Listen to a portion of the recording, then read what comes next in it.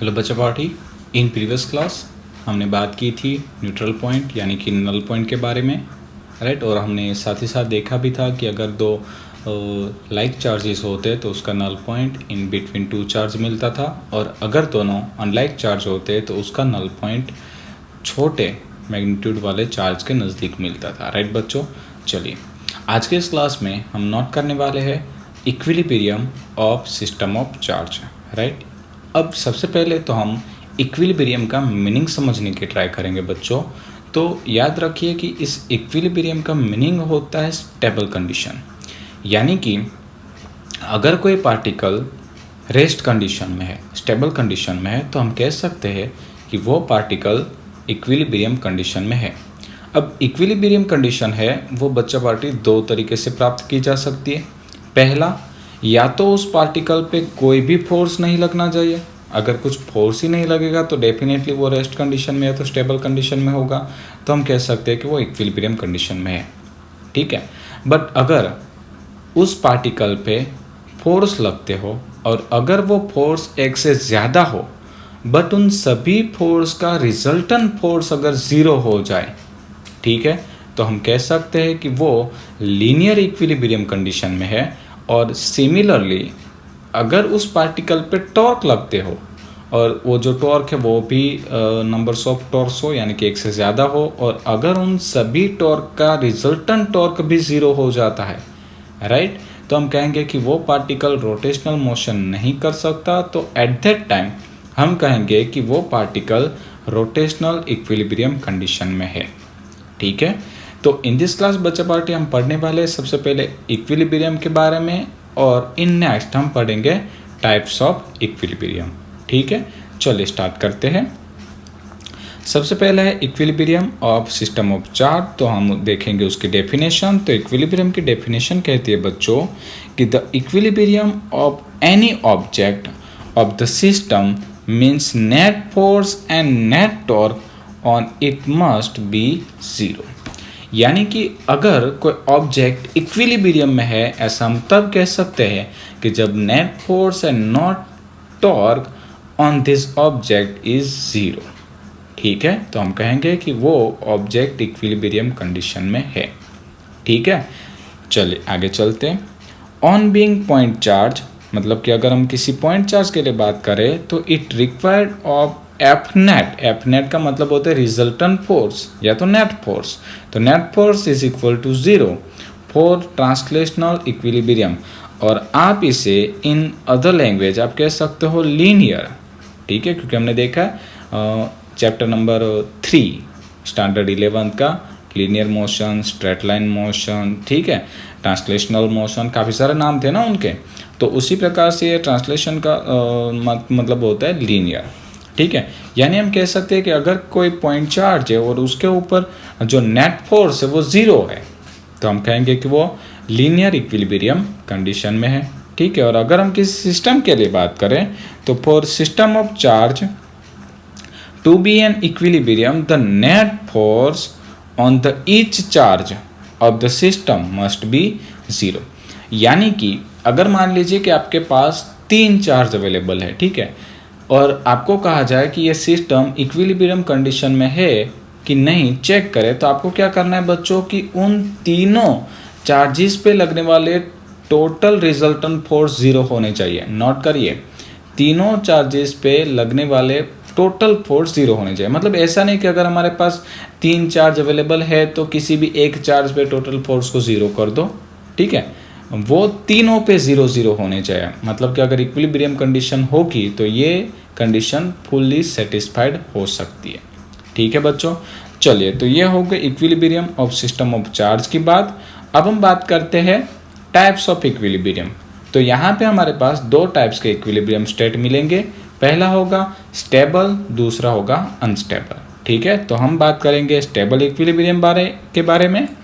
तो stable equilibrium किसे कहा जाता है?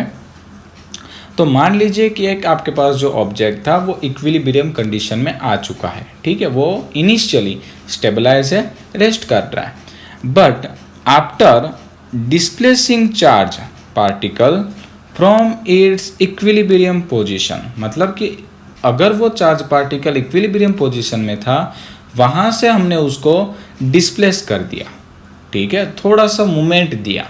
तो मूवमेंट देने के बाद क्या होगा कि if it return back to its mean position, वो अपनी मेन पोजीशन में कहाँ आ जाएगा, वापस, ठीक है, then it is said to be in stable equilibrium. ठीक है बच्चों, ध्यान दीजिए क्या होगा कि अगर कोई चार्ज पार्टिकल इक्विलिब्रियम कंडीशन में था, हमने क्या किया, उसको थोड़ा सा मूवमेंट दिया, थोड़ा सा डिस्प्लेस कर दिया फ्रॉम इट्स मेन पोजीशन, तो अगर वो रिटर्न बैक आ जाता है, मतलब अपनी मेन पोजीशन पे इक्विलिब्रियम पोजीशंस में रिटर्न आ जाता है, तो उसे कहते हैं स्टेबल इक्विलिब्रियम। ठीक है, फॉर एग्जांपल मैं आपको देता हूँ। सपोज यहाँ पे हमारे पास एक चार्ज था Q, यहाँ पे भी हमारे पास एक चार्ज था Q। हमने क्या किया, एक दूसरा चार्ज ले लिया, सपोज -Q। ठीक है, तो अब होना ये चाहिए कि अगर इस चार्ज को हम यहाँ पे बाय एक्सटर्नल फोर्स डिस्प्लेस करते, तो ये चार्ज वापस अपनी मेन पोजीशन में आना चाहिए, यानी कि इस पोजीशन में आना चाहिए। अगर आ गया तो हम कहेंगे स्टेबल इक्विलिब्रियम, और अगर नहीं आ पाया तो सिंपल है, उसे हम कहेंगे अनस्टेबल इक्विलिब्रियम। ठीक है बच्चों, चलिए तो साथ ही साथ एक और पॉइंट नोट कर लीजिए कि the potential energy U of stable equilibrium is minimum. अब सिंपल है भाई, पोटेंशियल एनर्जी तो स्टेबल इक्विलिब्रियम में मिनिमम ही होगी, क्योंकि हमें पता है कि जब तक किसी पार्टिकल के पास पोटेंशियल एनर्जी होगी तो वो अपने आप मोशन करता ही रहेगा। ठीक है, अब इक्विलिब्रियम पोजीशंस पे क्या होगी कि उसके पास पोटेंशियल एनर्जी मिनिमम होगी, यानी कि मोशन करने के लिए एनर्जी नहीं होगी, तो वो अपनी ओरिजिनल पोजीशंस पे ही बना रहेगा, कहीं पे भी जाने की ट्राई नहीं करेगा। ठीक है बच्चों, तो स्पेशली नोट करके रखिए कि स्टेबल इक्विलिब्रियम में जो पोटेंशियल एनर्जी होती है वो मिनिमम होती है। ठीक है, चलिए नेक्स्ट है अनस्टेबल इक्विलिब्रियम, राइट। तो उसकी डेफिनेशन होती है कि after displacing charge particle from its equilibrium positions if it not return back to its mean position, मतलब कि अगर वो अपनी मेन पोजीशन पे वापस नहीं आता है, ठीक है, तो उसे हम कहेंगे अनस्टेबल इक्विलिब्रियम, और उसकी जो पोटेंशियल एनर्जी होगी वो होगी मैक्सिमम, राइट बच्चों। तो ऐसा ही इक्विलिब्रियम का भी ये जो टॉपिक है वो एंट्रेंस लेवल पे काफ़ी ज़्यादा इंपॉर्टेंट है।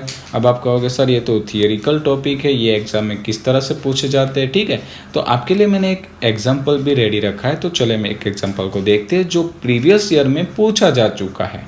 ठीक है, मतलब कि आपको सेटिस्फेक्शन होगा कि इस टॉपिक का क्वेश्चन भी एंट्रेंस लेवल पे श्योरली आता है। ठीक है, चलिए तो हम क्वेश्चन को देखते हैं। क्वेश्चन क्या है कि a charge small q is placed at the center of the line joining two charge capital Q। ठीक है, यानी कि हमें यहाँ पे दो कैपिटल Q चार्जेस दिए गए थे। ठीक है, और सपोज हम मान लेते हैं कि उन दोनों के बीच का सेपरेशन था small r।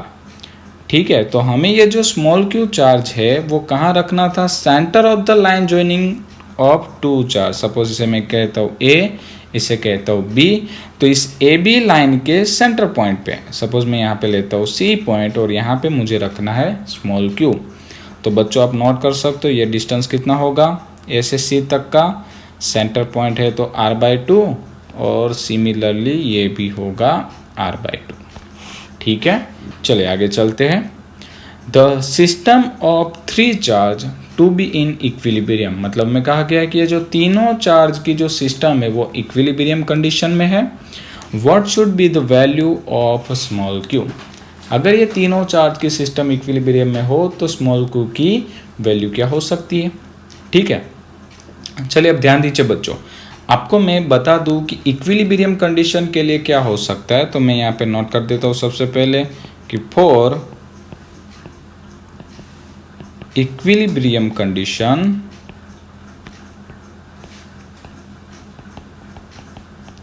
F net is equal to 0। Total जो फोर्स है वो क्या होना चाहिए, 0। अब देखिए, आपको अगर टोटल फोर्स 0 करना है तो मैं आपको थोड़ी सी हिंट देता हूँ, आप ट्राई करिए। एक काम करिए, आप स्क्रीन को थोड़ी देर के लिए पॉज करके खुद से ट्राई करिए कि ये स्मॉल q की वैल्यू क्या हो सकती है। ठीक है, चलिए तो हम कंटिन्यू करते हैं।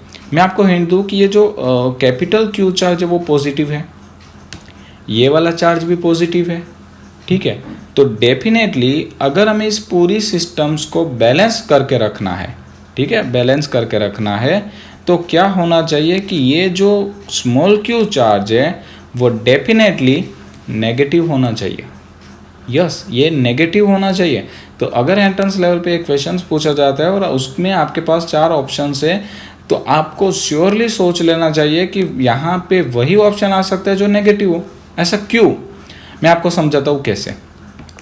सपोज मान लीजिए कि हम क्या करने वाले, इस बी पॉइंट पे रहे हुए चार्ज पे टोटल फोर्स फाइंड आउट करेंगे। तो इस बी पॉइंट पे रहे हुए चार्ज पे कितने फोर्स लगेंगे, तो भाई ये स्मॉल क्यू एक फोर्स लगेगा, ये कैपिटल एक फोर्स लगेगा। अगर मान लीजिए कि ये बीच वाला नेगेटिव नहीं है और पॉजिटिव होता तो क्या होता, देखिए। अब ये positive small Q, capital Q भी पॉजिटिव, दोनों के बीच लगता रिपल्सिव टाइप फोर्स, तो ये इस तरफ फोर्स लगा। अब ये कैपिटल क्यू भी इस कैपिटल क्यू पे, मतलब कि ये ए बिंदु पे रहा हुआ चार्ज बी पॉइंट पे रहे हुए चार्ज पे फोर्स लगाएगा। तो अब ये भी पॉजिटिव, ये भी पॉजिटिव, तो फिर फोर्स लगेगा रिपल्सिव टाइप, तो फोर्स लगा इस तरफ। तो आपका जो रिजल्टेंट फोर्स है वो इस तरफ लग रहा है, तो क्या टोटल फोर्स कभी जीरो हो सकता है? डेफिनेटली कभी नहीं हो सकता, ठीक है। तो अगर सपोज हम एज्यूम करते हैं कि ये जो स्मॉल क्यू चार्ज है वो नेगेटिव होता, तो क्या होता है एक बार चेक करो। अगर ये क्यू होगा नेगेटिव, ये पॉजिटिव है, एट्रैक्टिव फोर्स लगेगा, यानी एक फोर्स लगेगा इस तरफ, और ये पॉजिटिव था, ये भी पॉजिटिव, रिपल्सिव फोर्स लगेगा, दूसरा फोर्स लगेगा इस तरफ। तो अब देखिए यहाँ पे इक्वल एंड ऑपोजिट की कंडीशन फुलफिल होगी और टोटल फोर्स जीरो हो सकता है, ठीक है। देखा बच्चा पार्टी, तो इस क्वेश्चन पर से ही 50-50 के ऑप्शन के अकॉर्डिंग हमें थोड़ा तो आइडिया आ ही गया कि हमारा जो आंसर है वो कैसा आने वाला है, नेगेटिव आने वाला है, ठीक है। बट क्या आता है उसे फाइंड करते हैं।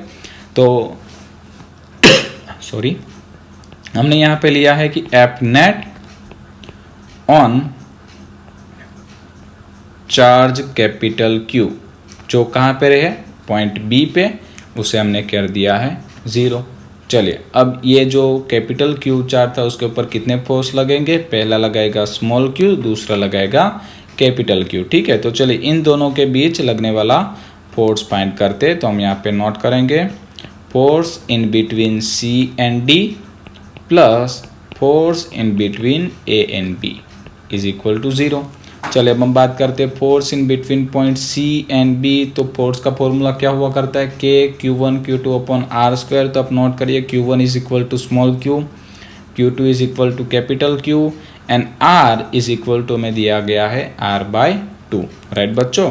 तो हम यहाँ पे नोट करेंगे के small Q capital Q divide by R/2 का होल स्क्वायर, प्लस दूसरा क्या था, force in between point A and B. तो यहाँ पे भी हम सेम फॉर्मूला लगाएंगे, बट यहाँ पे Q1 is equal to capital Q, Q2 is equal to capital Q, and distance R is equal to R ही है, ठीक है। तो हम यहाँ पे लिख सकते हैं के capital Q upon R square is equal to 0।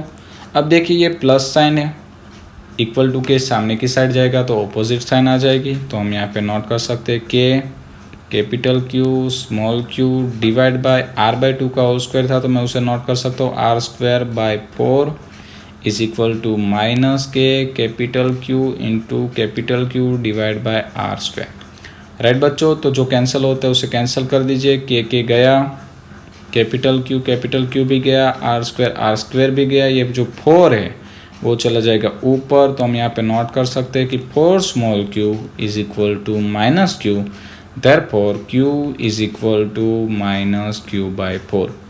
तो ये आ गया हमारा आंसर। और देखा बच्चा पार्टी, जैसे कि हमने पहले ही एज्यूम कर लिया था कि हमारा जो आंसर है वो नेगेटिव आने वाला था, राइट। तो आई थिंक बच्चा पार्टी ये जो इक्विलिब्रियम की जो थियरी थी आपको अच्छे से समझ में आई होगी। इन नेक्स्ट क्लास हम ऐसी ही एक इम्पोर्टेंस थियरी के साथ मिलेंगे। Thank you so much.